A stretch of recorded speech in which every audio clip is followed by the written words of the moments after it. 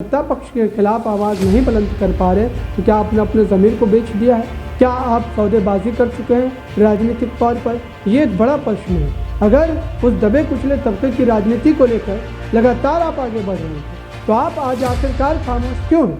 क्यों आपके मुंह पर चुप्पी है? ये एक बड़ा प्रश्न। लगातार जिस ढंग से हम देख रहे हैं कि प्रदेश की राजनीति में मायावती, अखिलेश यादव, कांग्रेस या अन्य दलों के उन तमाम कामों को लेकर, उन तमाम मुद्दों को लेकर जितनी सक्रियता के साथ अपने पक्ष को रखती है, क्या वो जल्दबाजी या फिर आप कहें वो सक्रियता सत्ता पक्ष के खिलाफ नजर आता है? दूर दूर तक नजर आता है।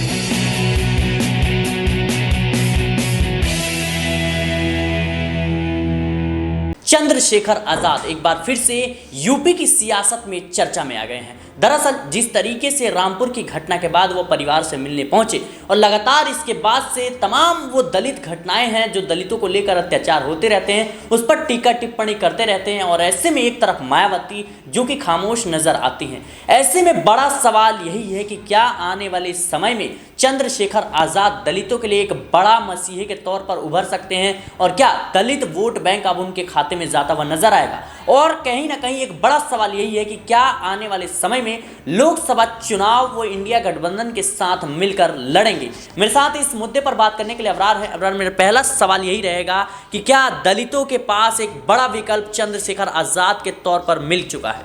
देखिए, बिल्कुल जो है इस समय विकल्प है चंद्रशेखर आज़ाद दलितों के बीच, क्योंकि मायावती का जो राजनीतिक समर्पण है वो बतलाता है कि आखिरकार प्रदेश की राजनीति में अगर आप सत्ता पक्ष के खिलाफ आवाज़ नहीं बुलंद कर पा रहे तो क्या आपने अपने ज़मीर को बेच दिया है? क्या आप सौदेबाजी कर चुके हैं राजनीतिक तौर पर? ये एक बड़ा प्रश्न है। अगर उस दबे कुचले तबके की राजनीति को लेकर लगातार आप आगे बढ़ रहे थे तो आप आज आखिरकार खामोश क्यों हैं? क्यों आपके मुँह पर चुप्पी है? ये एक बड़ा प्रश्न है। लगातार जिस ढंग से हम देख रहे हैं कि प्रदेश की राजनीति में मायावती, अखिलेश यादव, कांग्रेस या अन्य दलों के उन तमाम कामों को लेकर, उन तमाम मुद्दों को लेकर जितनी सक्रियता के साथ अपने पक्ष को रखती है, क्या वो जल्दबाजी या फिर आप कहें वो सक्रियता सत्ता पक्ष के खिलाफ नजर आता है? दूर दूर तक नजर नहीं आता। और अब तो उनका समाज खुद इस पूरे मामले को लेकर के चिंतन मंथन करने पर मजबूर हो गया है कि आखिरकार मायावती किस मजबूरी के कारण, किस मंसूबे बंदी के तहत ये राजनीतिक खामोशी जो है वो अपनाई हुई है। और साथ ही आने वाले दिनों में समाज इन तमाम बातों के जहन में रख करके कहीं ना कहीं अपने मतों का इस्तेमाल करेगा।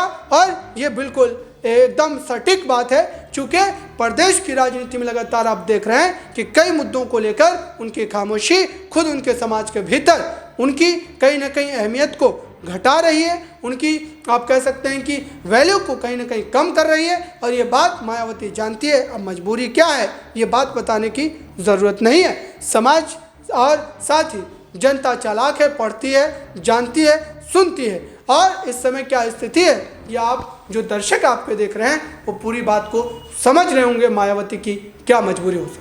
जी बिल्कुल, कहीं ना कहीं मायावती की क्या मजबूरी हो सकती है, क्योंकि जब उन्हीं के सांसद दानिश अली को भरी संसद में गालियों से नवाजा जाता है, उसके बाद अपशब्द कहे जाते हैं, लेकिन मायावती कुछ भी ऐसा कड़ा कदम नहीं लेती। और जो कुछ दिनों बाद जो है दानिश अली को ही पार्टी से निष्कासित कर दिया जाता है। लेकिन क्या अब चंद्रशेखर आजाद मायावती की जगह ले पाएंगे? क्योंकि दलितों के मसीहे के तौर पर लगातार दलितों की बात को आगे बढ़ाते हुए नजर आ रहे हैं। और यूपी की सियासत में लोकसभा चुनाव से पहले इस तरीके से उनका आगे बढ़ना ये साफ तौर पर दर्शाता है कि आने वाले लोकसभा चुनाव में कहीं ना कहीं वो इंडिया गठबंधन से भी रिश्ता जोड़ सकते हैं। कैसे देख रहे हैं आप?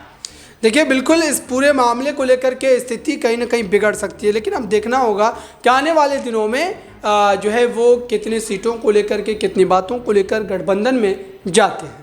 जी बिल्कुल, कहीं ना कहीं अब चंद्रशेखर आजाद जो है वो कह सकते हैं दलितों के लिए एक बड़े नेता के तौर पर उभर चुके हैं। और देखना होगा कि क्या आने वाले समय में वो इंडिया गठबंधन से रिश्ता जोड़ते हैं या फिर नहीं। फिलहाल के लिए इस खबर में इतना ही। देश और दुनिया की तमाम खबरों के लिए बने रहे नेक्स्ट 9 पॉलिटिकल बाइट के साथ।